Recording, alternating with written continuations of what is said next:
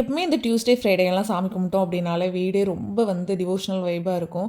எனக்குமே ரொம்ப பிடிக்கும். அதுவும் முருகர் சாங்கெல்லாம் கேட்க ஆரம்பிச்சிட்டோம் அப்படின்னா, ரொம்ப வந்து வீடு வைபாக இருக்கும், காமாக இருக்கும், மனசு அவ்வளோ பீஸ்ஃபுல்லாக இருக்கும்.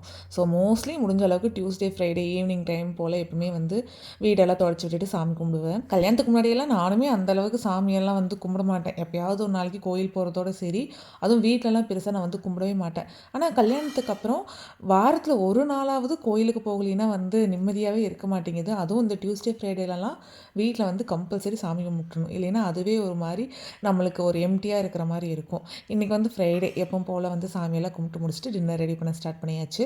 அம்மா தான் இன்னைக்கு டின்னர் வந்து ரெடி பண்ணாங்க. கத்திரிக்காயும் தக்காளியும் போட்டு கடைஞ்சாங்க. இதில் ஹைலைட்டே என்னென்னா அம்மா வந்து கொஞ்சமாக தேங்காய் போடுவாங்க அதில்.